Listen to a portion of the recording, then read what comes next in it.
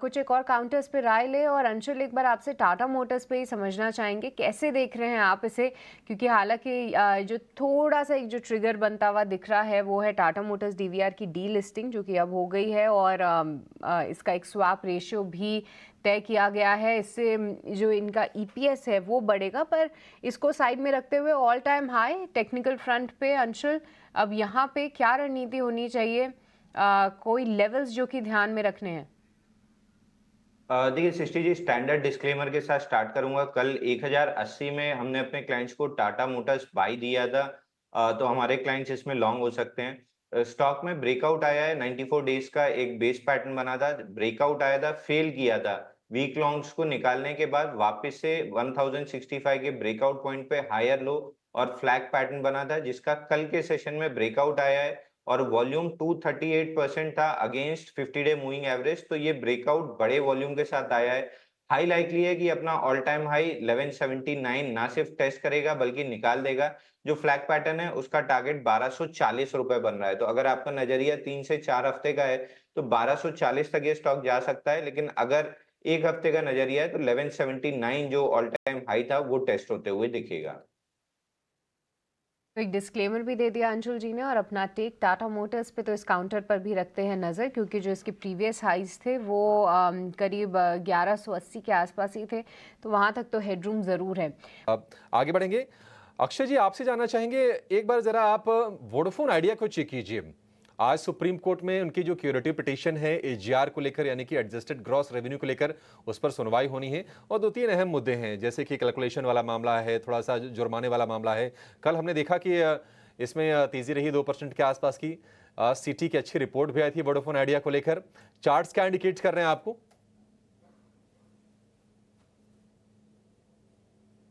तो अगर मैं ब्रॉडर चार्ट्स देखूं वोडाफोन आइडिया का, तो प्राइस स्ट्रक्चर काफी मजबूत है। एक बेसिंग फॉर्मेशन बना था 2-3 महीने पहले, और अगर आप ब्रेकआउट की बात करें तो करीबन ब्रेकआउट पॉइंट है इसका 18 के ऊपर, जो पोजीशनल ब्रेकआउट पॉइंट है। अगर आज की बात करें तो आपको बहुत बारीकी से लेवल्स ट्रैक करने हैं। 16.60 का, 16.60, अगर ये लेवल डे ट्रेडिंग में ब्रेक होता है, क्योंकि दोपहर को मेरे हिसाब से 1-1:30 बजे के आसपास ये ऐलान होगा कि उसका जो केस पेंडिंग है उसके बारे में, तो अगर पॉजिटिव रहा तो ये ब्रेकआउट वर्क हो जाएगा। वॉल्यूम्स के साथ अगर ब्रेकआउट आता है तो आपके टारगेट 18.5 तक डे ट्रेडिंग या कल तक बनते हुए दिखेंगे। तो बहुत बारीकी से लेवल को ट्रैक कीजिए। ओवरऑल जो ब्रॉडर व्यू है पॉजिटिव है। मेरा मानना है कि स्टॉक एक 2 से 3 महीने के अवधि से 20 या 22 तक जा सकता है। तो बाइंग की रणनीति रहेगी, पर डे ट्रेडिंग के लिए जो लेवल्स दिए हैं उनको स्ट्रिक्टली फॉलो कीजिए। तो सपोर्ट एरिया है करीबन 16 का, और टारगेट एरिया बनेगा करीबन 18-18.5 शॉर्ट टर्म ट्रेडिंग के लिए। 18 साढ़े 18 का टारगेट होगा वोडाफोन आइडिया के लिए। Vineet sir, good morning. आपसे एक राय जानना चाहेंगे स्पाइसजेट के शेयर को लेकर सर, क्योंकि देखिए कंपनी की तरफ से कमिटमेंट तो आए हैं, लेकिन जो खबरें आई हैं वो नेगेटिव साइड पर ही आई हैं। और अब ये 150 केबिन क्रू मेंबर को इन्होंने 3 महीने के लिए छुट्टी पर भेज दिया है। डीजीसी ने कहा है कि वो सर्विलांस बढ़ाएंगे इसको लेकर। स्पाइसजेट से आपको क्या कोई उम्मीदें हैं? मतलब वैसे अगर देखेंगे तो साल भर में शेयर 100% ऊपर दिखेगा, लेकिन क्या इसके कारोबार को लेकर, भविष्य को लेकर आपको कोई आशाएं हैं? बने रहना चाहिए इसमें?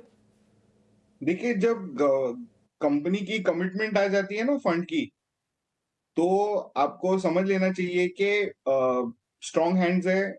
ऐसे माहौल में पैसे डाल रहे हैं तो आगे जाके अच्छा ही होने वाला है। तो हम ये समझते हैं कि ये शेयर में नेगेटिविटी वातावरण जरूर है, but it is all there in the price. And हमें लगता है कि यहाँ से ये शेयर बढ़ भी सकता है। यहाँ से ये शेयर बढ़ भी सकता है, तो यहाँ पे आप रखिए नज़र पर।